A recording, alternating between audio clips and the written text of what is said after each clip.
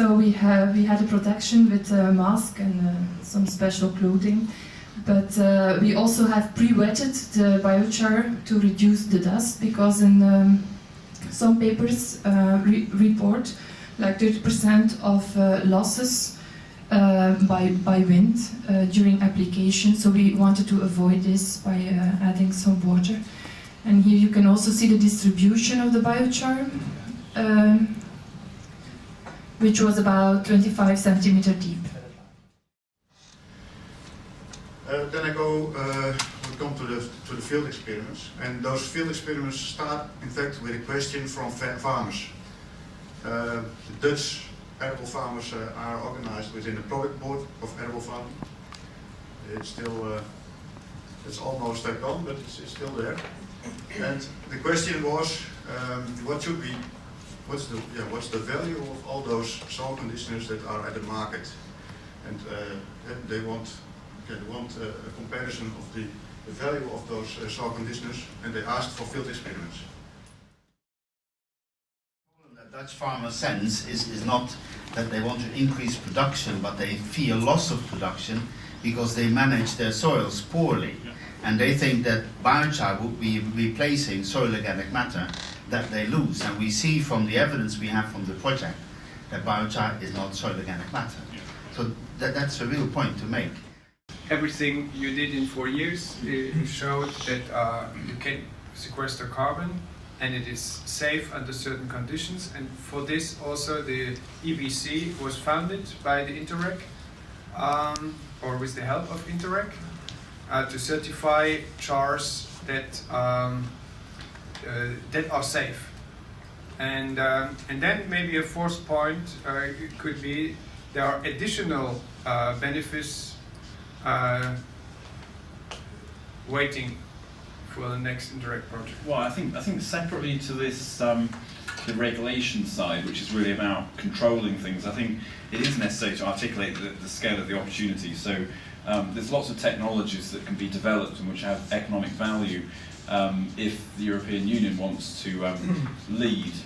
And I think it's difficult because biochar products and biochar technologies are propagating very rapidly in China. So I think, as a benchmark, I think, if we have this discussion in the UK. If the UK doesn't take a lead, or if Europe doesn't take a lead, then somewhere else in the world may well do. In the definition of biochar of EBC, there is nothing said about the production method, and I think we should insist on emission-free, at least in terms of methane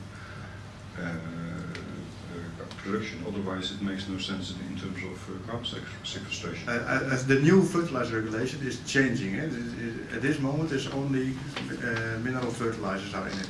In the new fertilizer regulation, it will be broadened.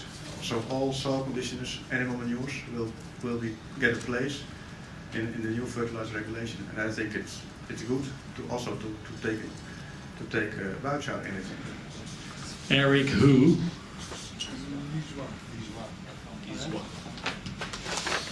Okay. We come back perhaps later, but another point I'd like to address is that we discussed it more from a scientific base, but there are also people here from the market who feels himself a representative of the market. I have to think about that, because the market for charcoal is today quite a different market with a much higher value. We make technology for, say, the barbecue charcoal market, and then there are still other markets like the metallurgical industries who are able to use charcoal. They do that in Brazil, for example, and those markets are much higher value than biochar, at least as far as I know of.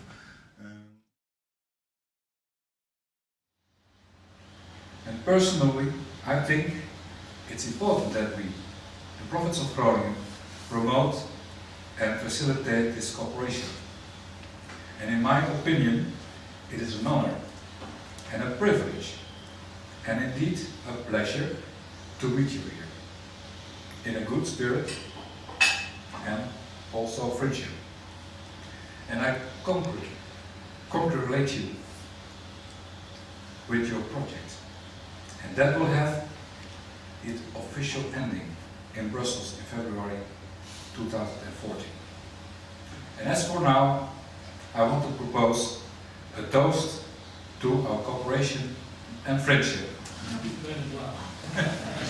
Where's my glass? Yes.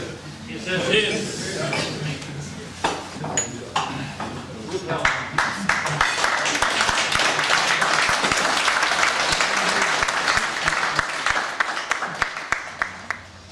And I would like to say thank you to one guy, maybe say two guys, especially that's Frans Davids and Douwe, where are you?